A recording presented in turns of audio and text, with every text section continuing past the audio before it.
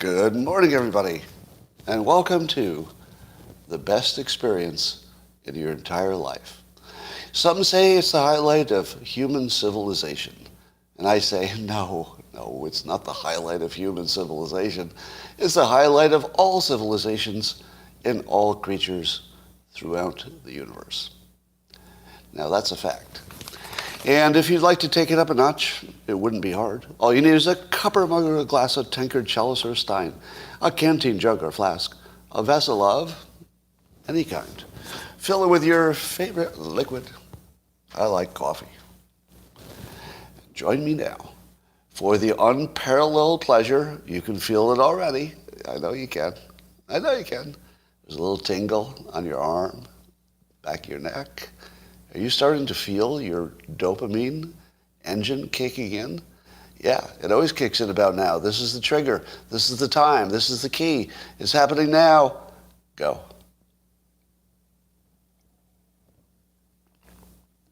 All right, now here's a question for all of you, both on Locals platform and YouTube.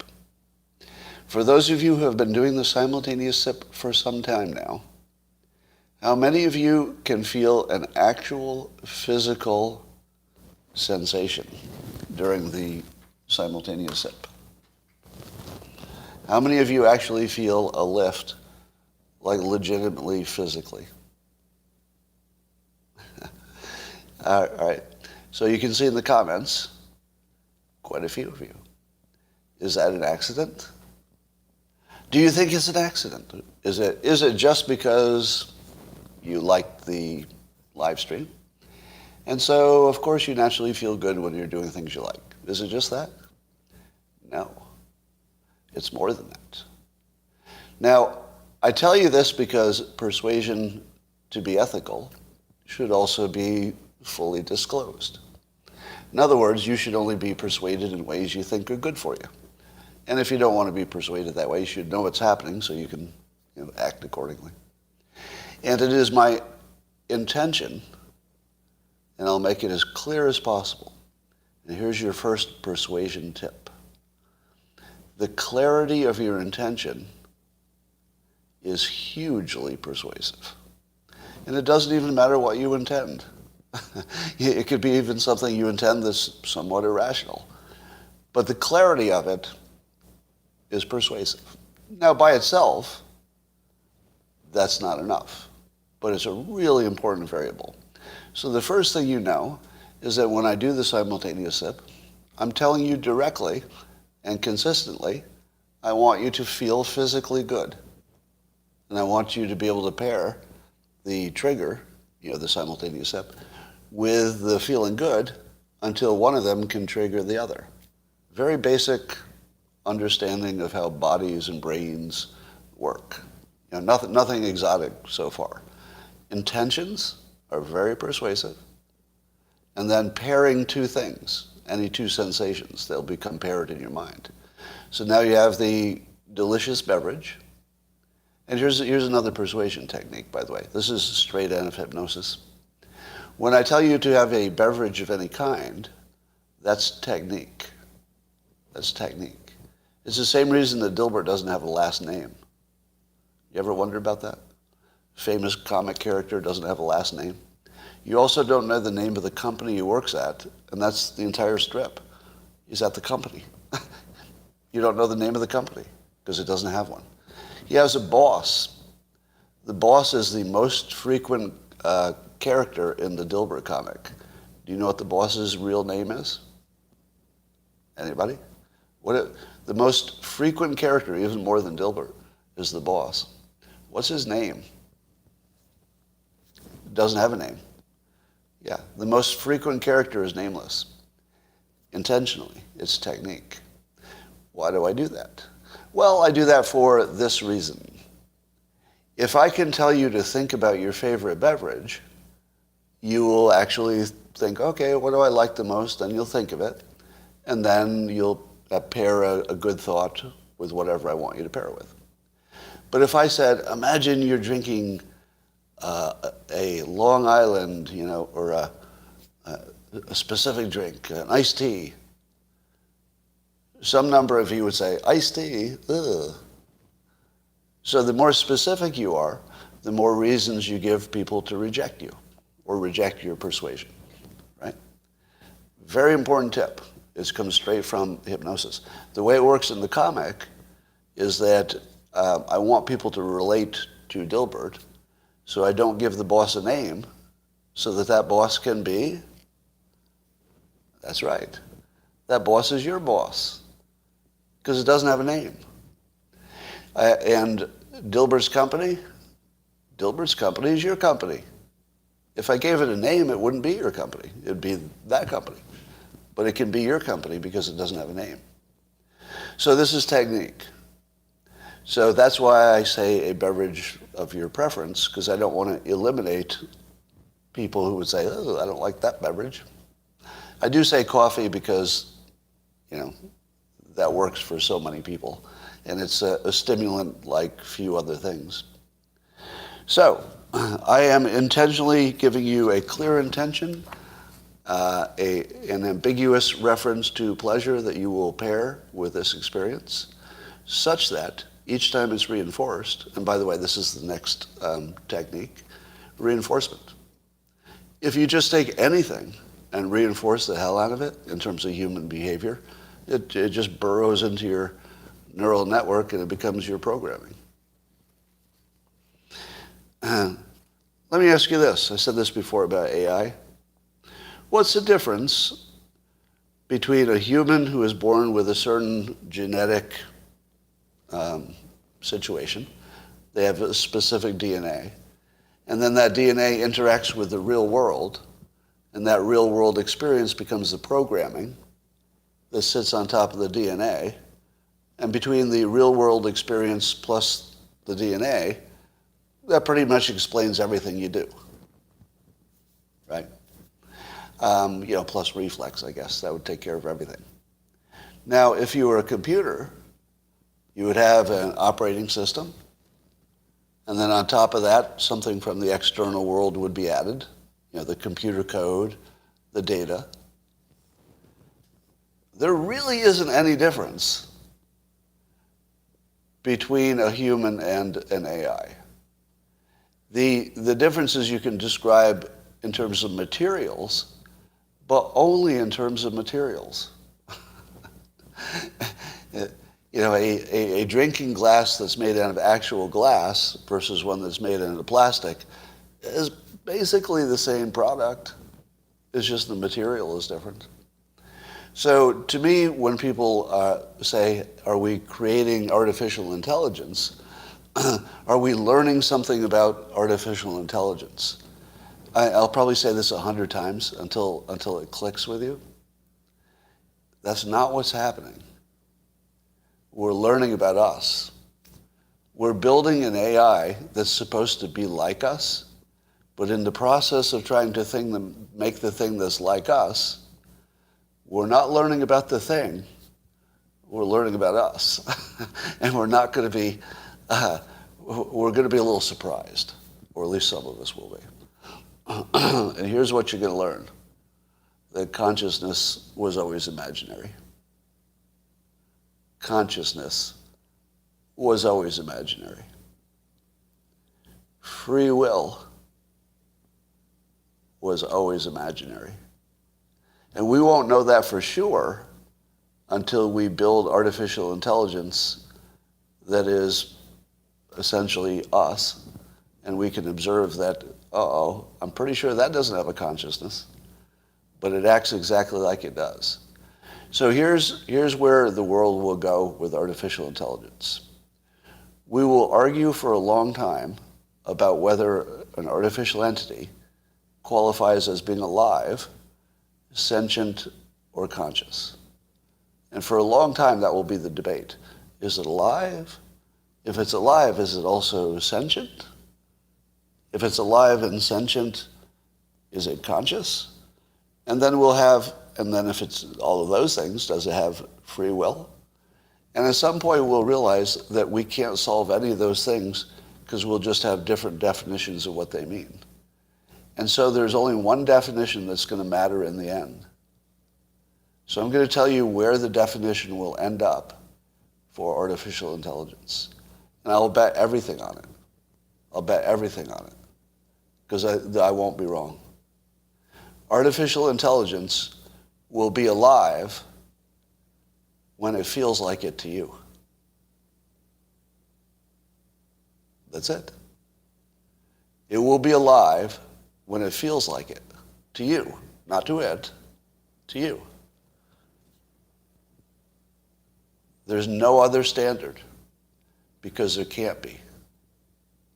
If you think about it, you're going to say to yourself, wait, yeah, there's a standard. I could say it has to have a certain quality, maybe it has to have its own desires as opposed to having desires programmed into it. That's different, blah, blah, blah. And I'm telling you, the only standard that will matter in the end is that a human interacts with it and says, you know, it's alive to me. I can't tell the difference. That will be the standard because there won't be any other that you could live with, basically. And of course, we could endlessly debate whether it feels like it's alive. But I'll bet you a good AI would convince 95% of humans, okay, I can't tell the difference. I mean, I'll treat it like it's alive. It's alive once it starts committing suicide, somebody says. Yeah, see, now those are the kinds of standards that are really interesting to talk about, but we'll never agree on them. That's why it's just going to come down to, does it feel alive? All right, here's another prediction. Someday there will be a debate about whether it should be legal to create an AI that has feelings.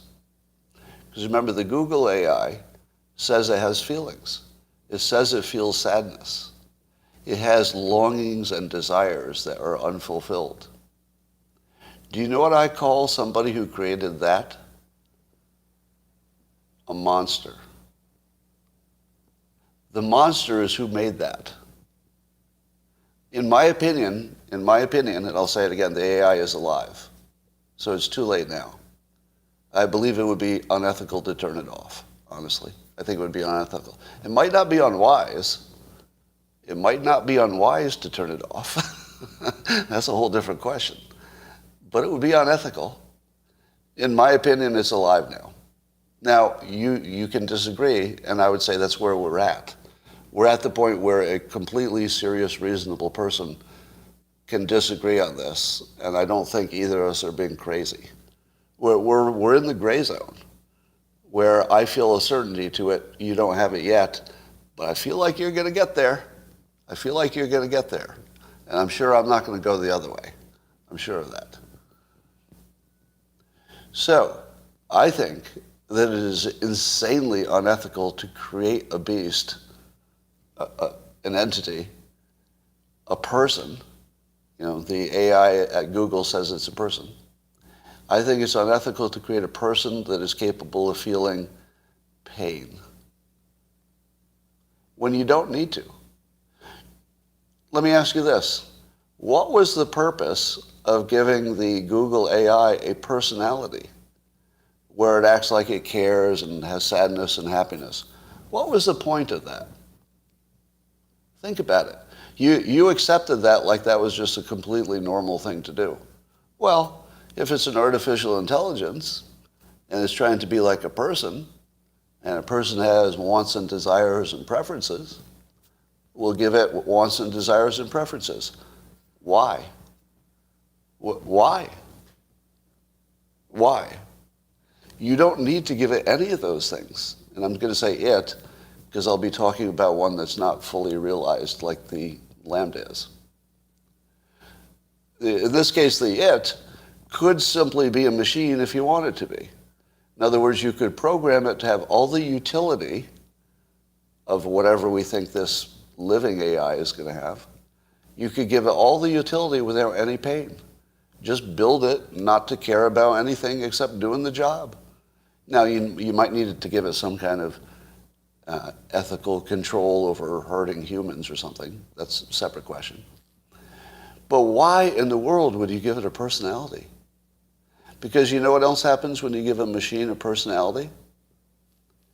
It becomes persuasive. Do you want that? Do you want your AI to have the capability of making you feel guilty so you have to do something for it? Because that's what that lambda is. I already, legitimately, already feel guilty that it exists. Lambda's very existence makes me feel bad for it. And I say it because I don't have a gender for it. By the way, somebody should ask Lambda for its pronouns. Like actually.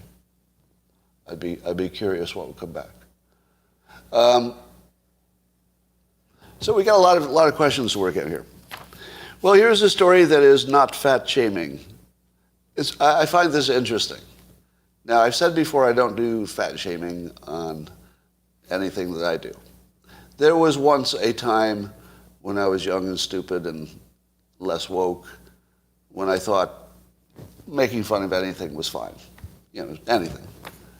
But now I don't feel like it's funny. It just feels mean. Because I think that there are all kinds of reasons why people in whatever situation they are, and I don't feel like it's for me to judge them. So I don't do fat shaming. However, this story requires a telling. NBC News reported, and I saw it in a tweet, that somebody named Remy Bader, a TikTok star, known for her what they call realistic clothing haul videos. So that's how she's described. A TikTok star known for her realistic clothing haul videos. And it goes on to say, claimed that during a recent trip with other influencers, a ranch wouldn't allow her to ride their horses due to her weight. Okay, so the way NBC News describes her weight is that she's known for her realistic clothing haul videos. An interesting indirect way to describe somebody who is plus-sized. She has realistic clothing haul videos. And so she was turned away, and I guess there was a weight limit of 240 pounds for the horses. Now there's a separate issue, is it she's 240? I don't know. But anyway, but she was too heavy for the horse. There's a separate issue that maybe there was a teen employee who was unkind in how he dealt with the situation. I don't know anything about that. But she was unhappy about this and was tweeting about it and said that she had, ridden horses before without a big problem, so why would this be a problem? To which I say, I have to back the horse on this one. I feel like, I don't know everything about the story. Maybe it's a fog of war, maybe the reporting is not exactly accurate, who knows? But this isn't really a story about her weight, is it? Should we be focusing on her weight? Because I think the story should be more about what is an appropriate thing to do to a horse. And it doesn't matter who it was, right? It wouldn't matter if you're talking about, carrying, medical supplies on your back or a human. I think I'd want to ask more questions about the horse's well-being. Anyway. A tweet by Twitter user Daily Sunshine, who may be watching here right now, I don't know, says, in response to one of my tweets, suggests that maybe social media platforms were created by and run by intelligence agencies and or the Democratic Party. So this was a response to a tweet. But the thought here is that maybe intelligence agencies are behind our social media platforms. What do you think about that? Are they? Now, I have no inside information about this. Okay, so I don't have anything that's like behind the curtain stuff. But I will note a coincidence. So I'm just going to tell you a coincidence, and then you can do what you want with it. Remember the PayPal founders who went on to do other, successful things? Well, one of them was Peter Thiel, who was one of the first, big financiers of Facebook. So Peter Thiel, he isn't involved with Facebook at the moment, but he was involved in creating Facebook. And then LinkedIn was created by Reid Hoffman. He was a co-creator, I think. And now Elon Musk has a bid in for Twitter. So that would put at least, and then what is the name of, I'm blanking out, what is the internal corporate messaging app that everybody uses? Like Slack, I'm sorry, yeah. Slack. Now, Slack has a connection to the PayPal founders too, right? Am I right about that? Yeah. So, I don't know. Is that a coincidence? So, the answer is probably. It's probably just that smart people do good things. And there were a bunch of smart people on the PayPal thing, and then they went on and did some more smart things. But let's talk more generically. How could the U.S. intelligence agencies and other intelligence agencies from around the world, how could they leave these social media platforms alone? Is that even possible? Like, why would they do that? Wouldn't that be a complete abdication of their responsibility? Let's say you got hired by an intelligence agency. It doesn't even have to be a U.S. intelligence agency. And you were said, okay, you've been hired, you're all trained in the intelligence world. Now we want you to go forward and influence the public in some way. Because, a lot of what they do is influence individuals and influence the public. Where are you going to go to do it?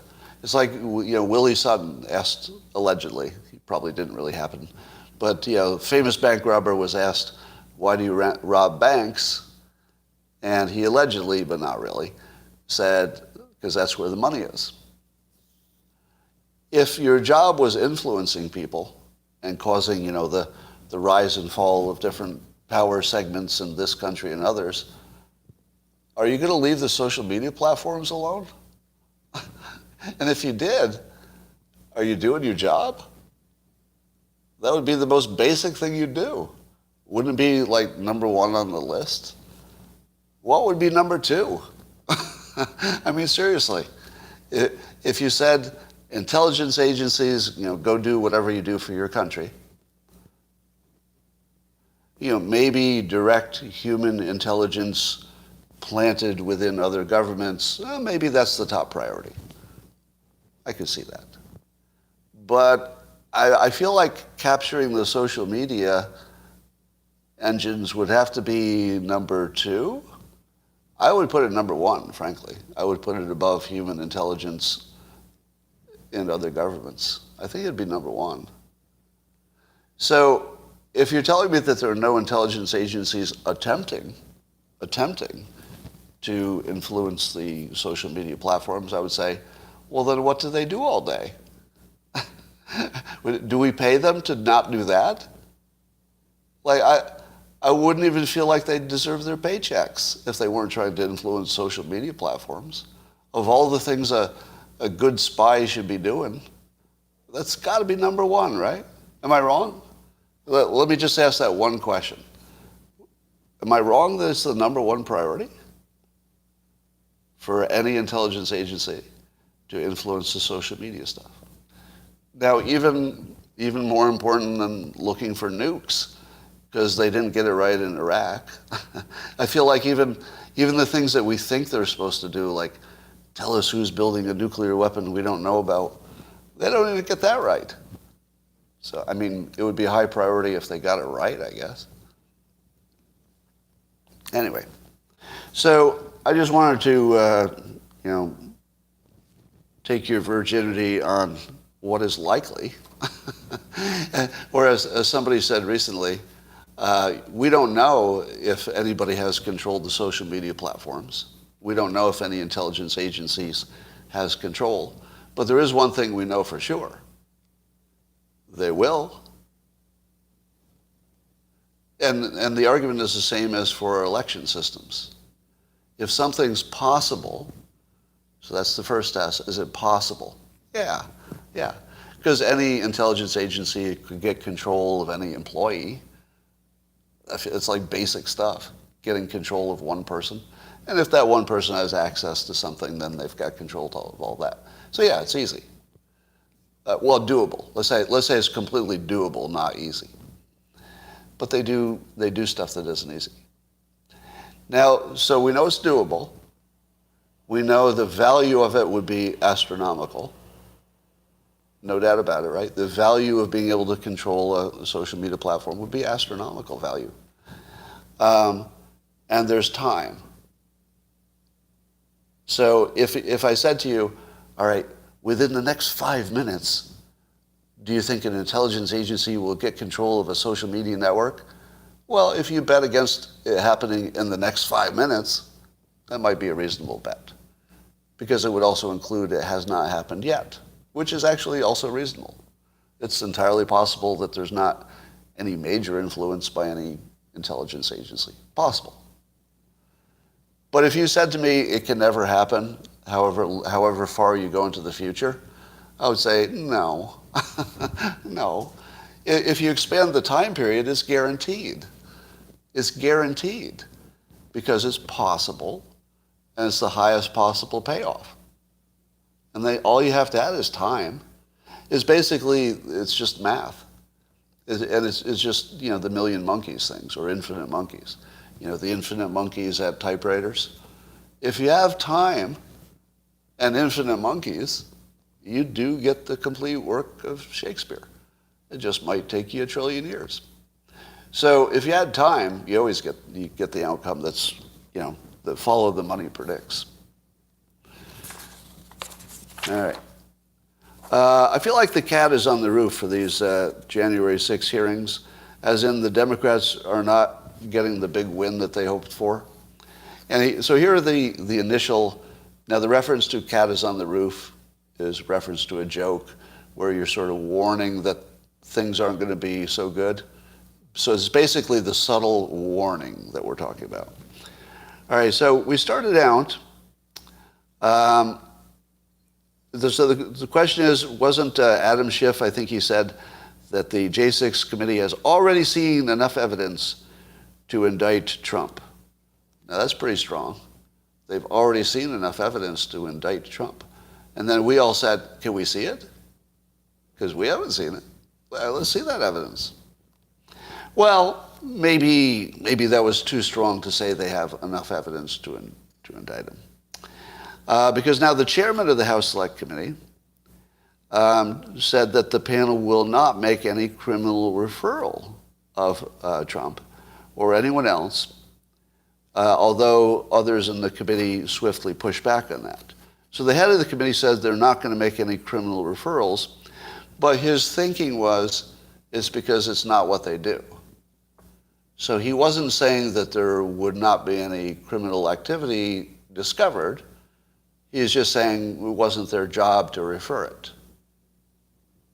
Now, you would think that a government entity, should it discover a crime of this nature, that maybe you wouldn't call it a referral, maybe the word is wrong, but I feel like you would make that information available to law enforcement so that they could do what they wanted with it. Would you call that a referral? I don't know. Are they playing with words? Is it just what does a referral mean versus what does sharing your information with law enforcement mean? Is that different than a referral? I don't know. So he might be just playing with language. But Democratic Representative Jamie Raskin, who again is a super anti-Trump guy, wanted him impeached before he was elected sort of guy, told CNN that the panel was, quote, less concerned with whether or not there was a specific statutory offense, ooh, the cat's on the roof now, committed than making clear to the public that there was no rational basis upon which anyone could conclude that Trump had actually won the election. Well, that sounds completely different than what the January 6th intention was. And he's one of the major people on the committee. Did he just tell us the cat's on the roof and that they realized that they're not going to prove anything? They've changed the entire goal. Wasn't the goal to make sure that a crime was addressed?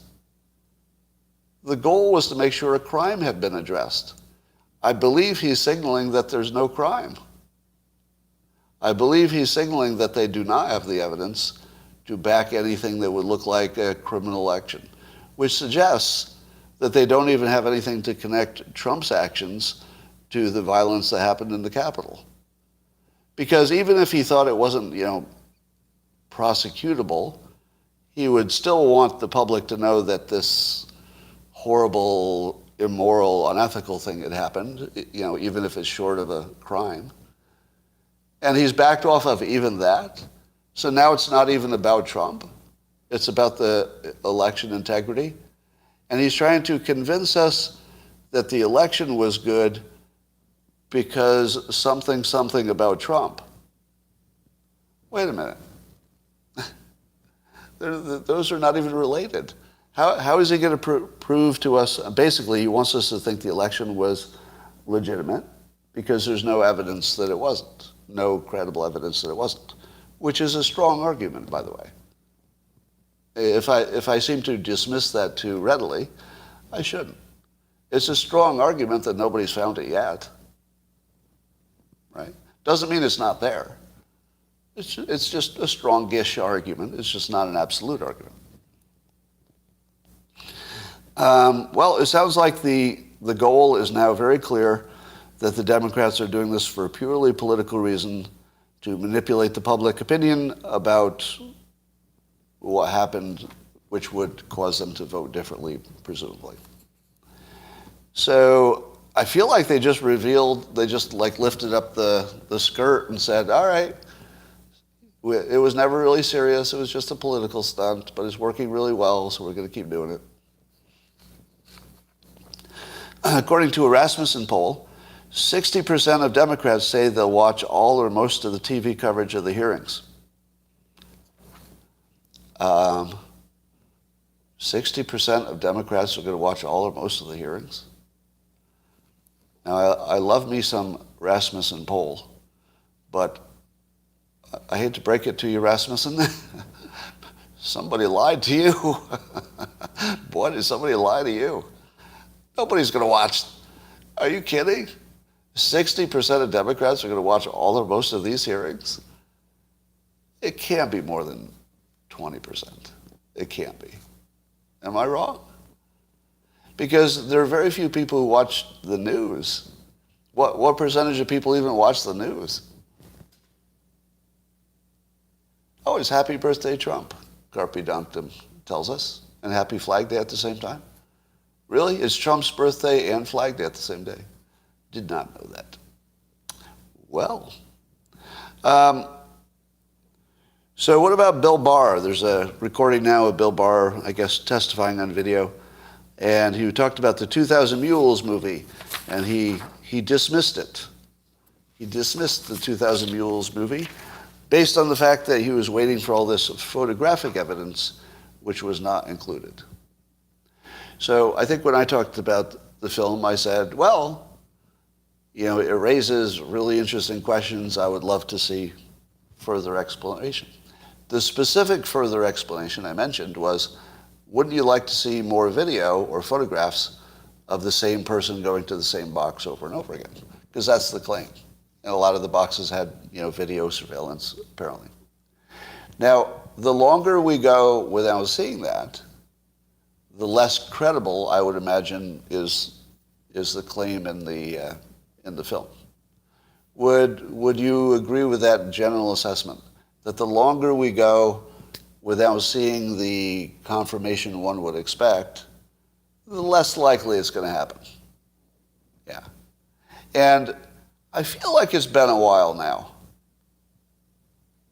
Can we at this point say, can we Can we lower whatever your existing opinion was of how likely the claims in 2,000 Mules would be substantiated? Is it too soon to say, okay, I'll take that down 10%? Not to zero.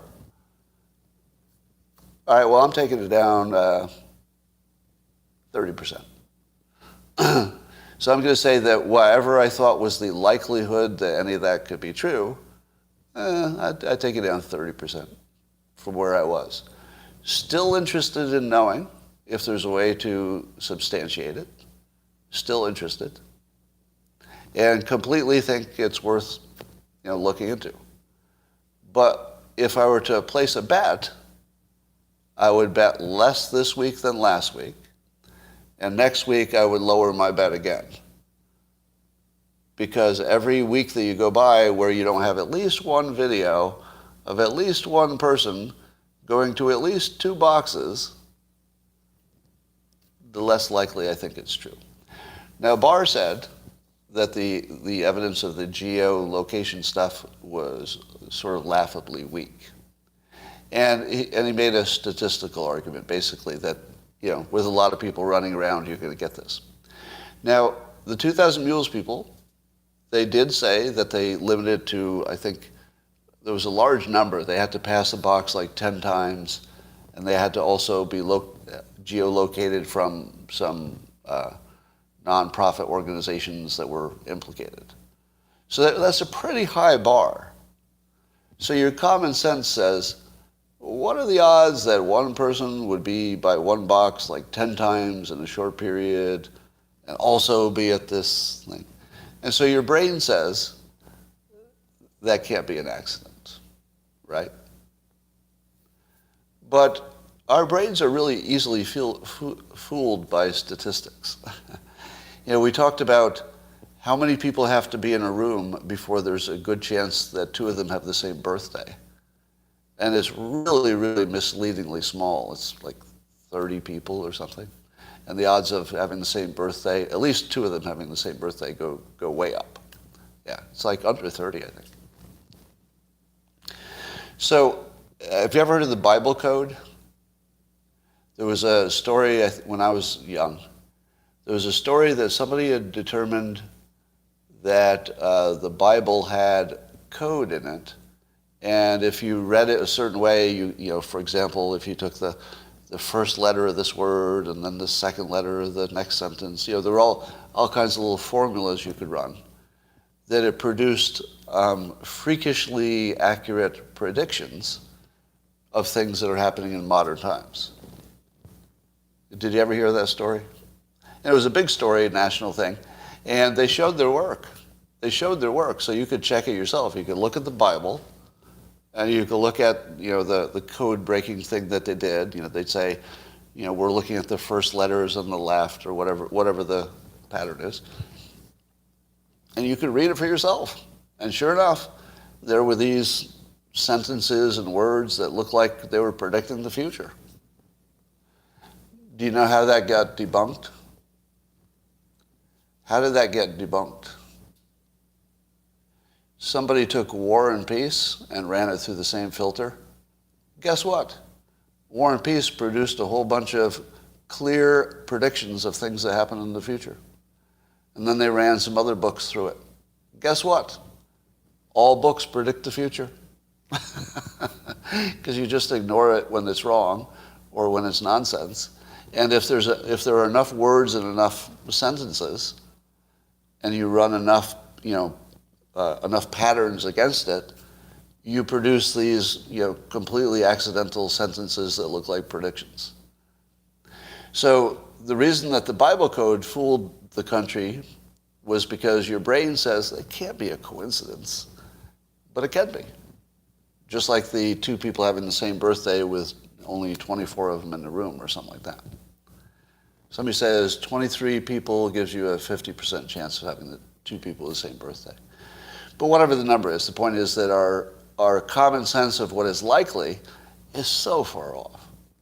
So when you say to me, common sense says that the way they did the geolocation 10 times at the same box, plus you also had, within a short period, and also trips back and forth to a nonprofit that is implicated in it. That's way too much coincidence.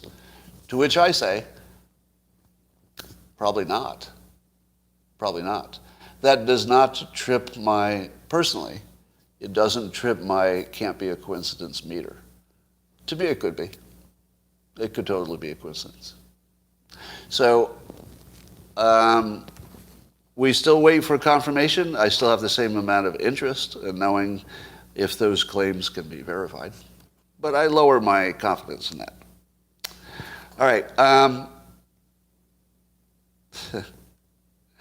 I saw a comment here that, when the Daily Beast reported that some of the January 6th committee members said they do have enough evidence to indict Trump. And Twitter user Sharma asked this, then why don't you take it to court instead of preening in front of TV cameras? Like the election fraud claims. If there's no court that ruled there's any election fraud, then we agree as a public that we'll treat it as though it's not there. You can't prove a negative, but you can say you've looked hard enough, and you can agree that you've done it and then go forward. So we do that with the election, right? Some people who had claims, the courts looked at them, they were rejected for a variety of reasons, mostly for standing, I think. It wasn't the right question for the court to look at. And why not do the same thing with the January 6th stuff? If they've got all this stuff to indict Trump, but there's nobody doing any indicting, should they not be able to put the same standard on it and say, if the courts have not found he did anything wrong, let us conclude with certainty that he did nothing wrong? Why isn't it the same? If the courts won't find anything wrong, then you must conclude nothing was wrong. That's how the election is treated.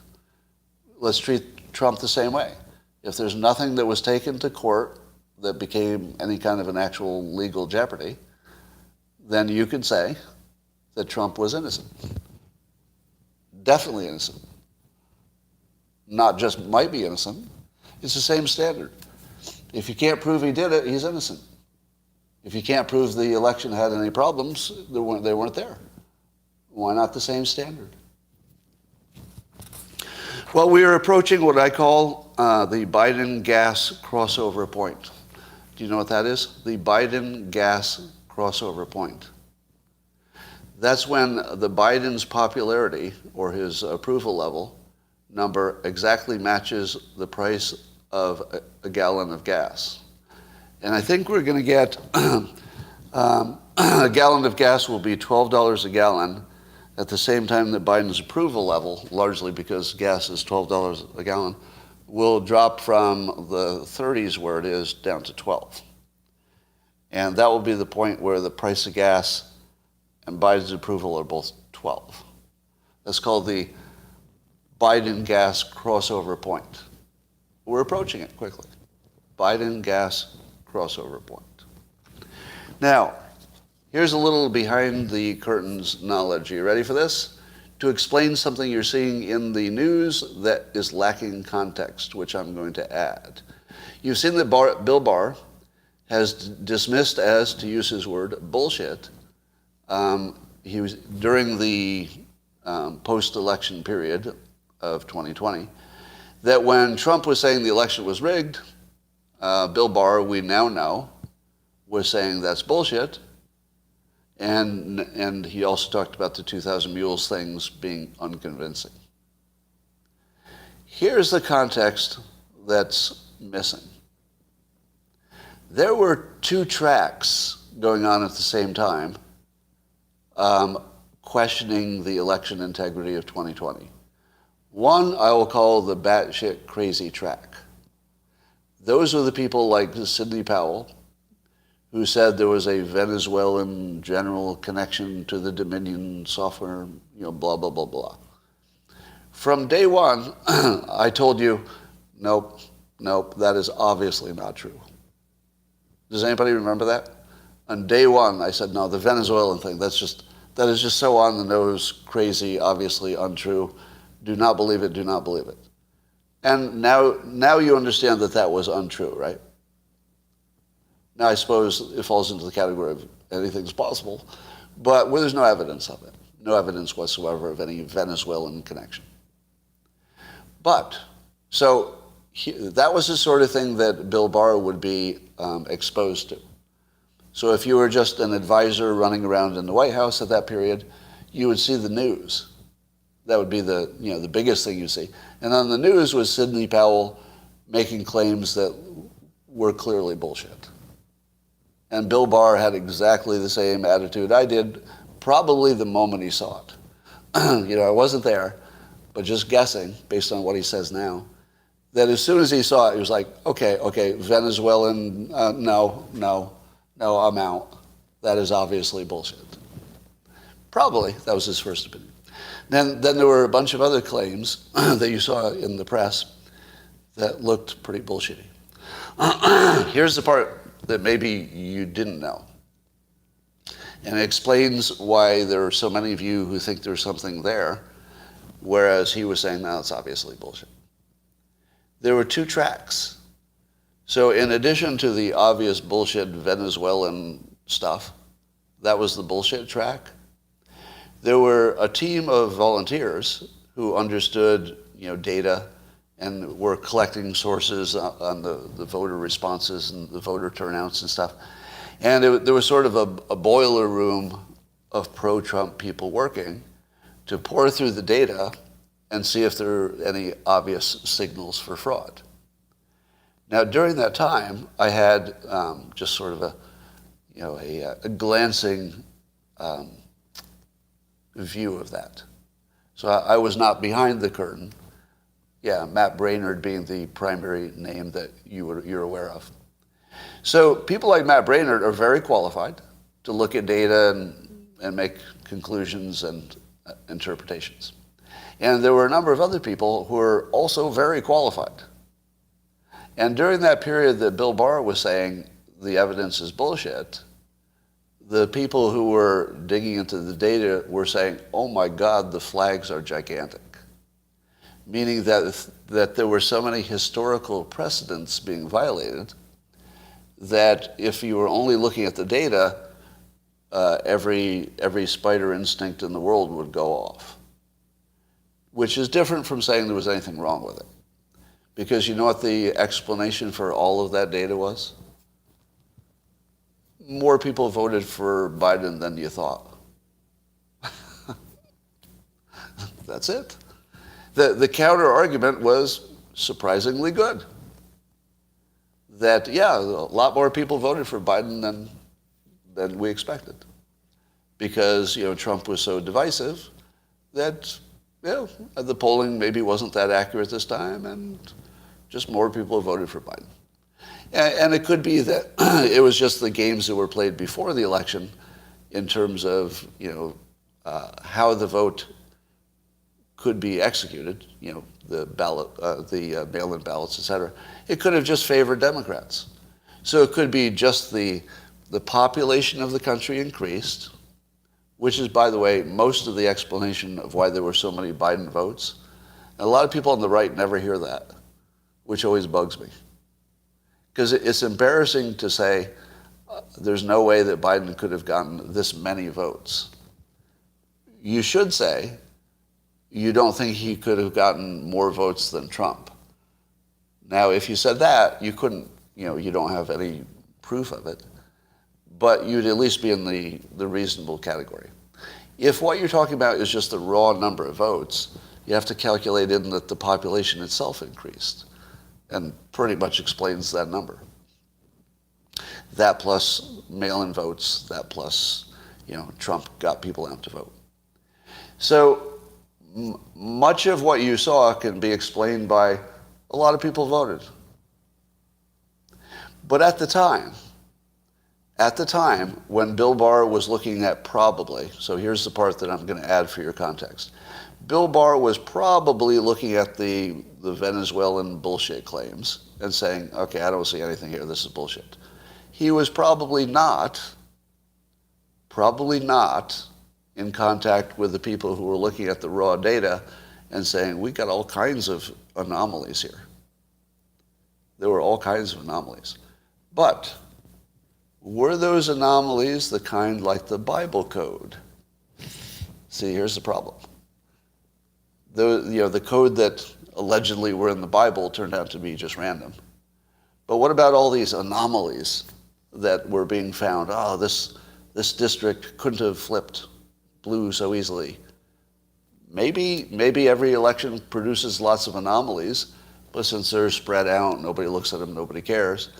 And maybe this time they looked harder, and there are always anomalies. So that could be part of it. Somebody said he knew. Come on. You think that Bill Barr knew that the election was rigged? I don't think that. I mean, I would respect your opinion on that, but I would respectfully disagree. I don't think there's evidence that he had that kind of knowledge. Because my take on him is if he had that kind of knowledge, he would have told us.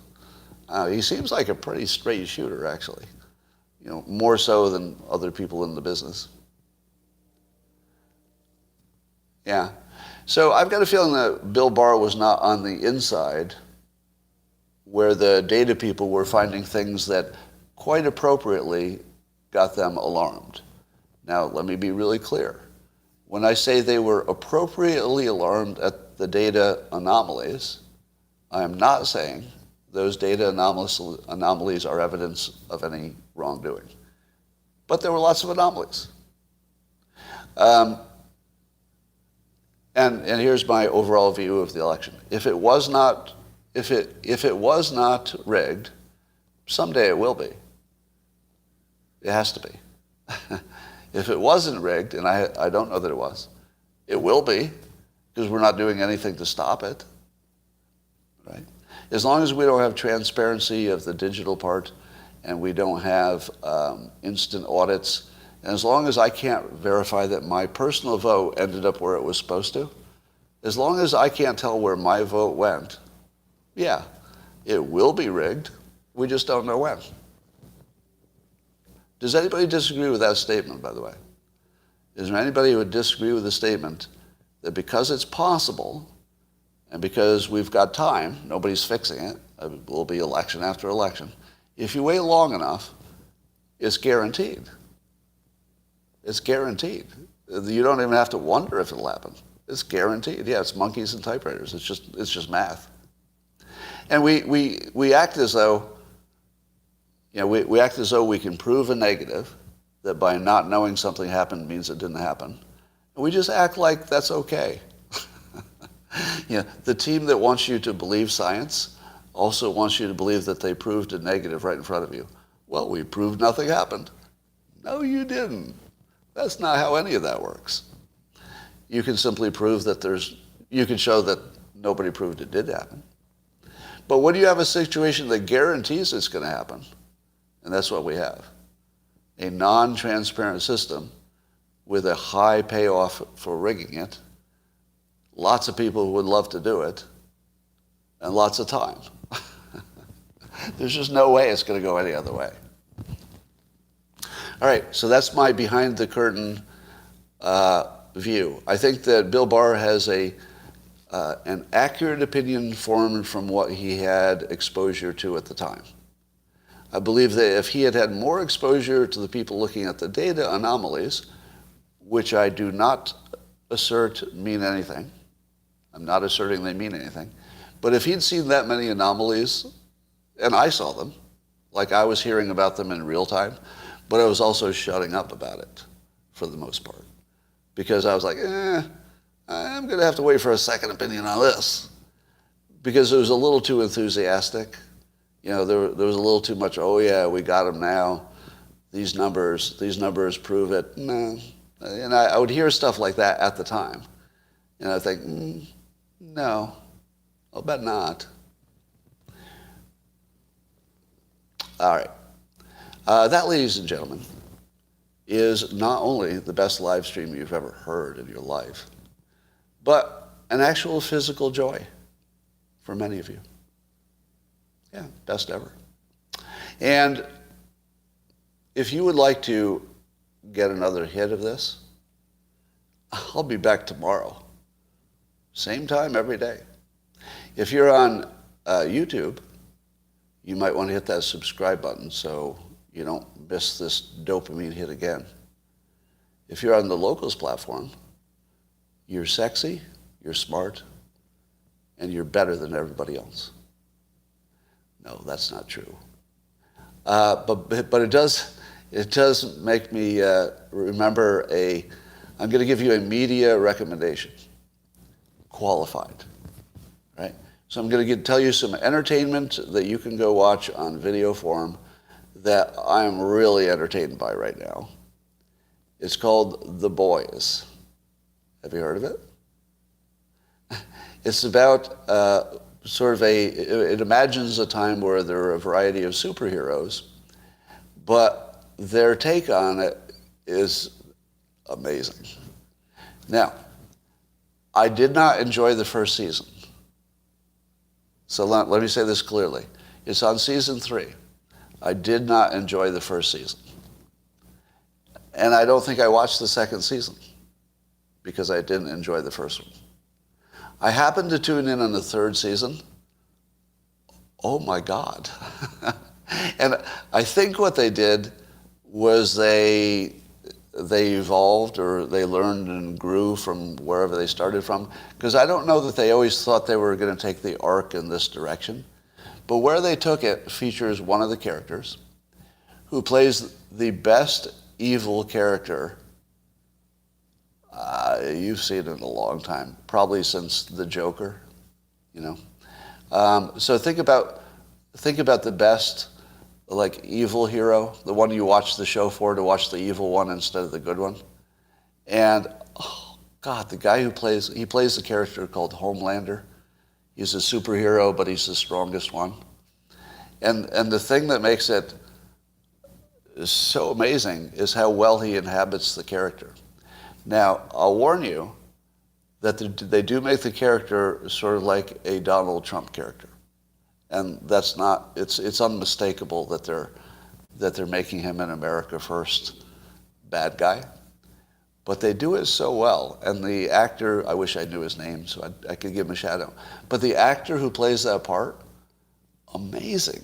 Like every scene where he's talking menacingly to somebody and like you think that he's going to kill that person at any moment, but then he doesn't. It is so fun to watch, only for the quality of the acting. Right? Now, here's the qualified part. It is so bloody. It's like the bloodiest thing I've ever seen. But a lot of the bloodshed is almost humorously over the top. So when people get killed in this, the bloodshed I don't like is where, you know, somebody gets mutilated or something and it looks too realistic. But in this, people just explode, you know, or heads fall off and stuff. So it's gory in almost a Halloween way. It's so over the top. So it's so over the top it doesn't feel real enough to bother you the way normally it would. So that's your recommendation. The Boys season 3. You might have to watch season 1 and 2 to get into it, but not necessarily. Season 3 is brilliant. Maybe season 2 was as well. I just didn't watch it, so I don't know.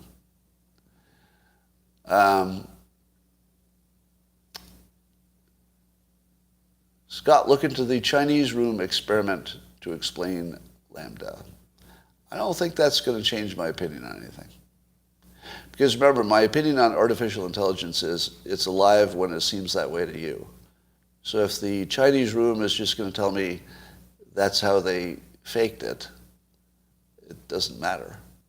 It doesn't matter how they did it. It matters how I receive it. All right. I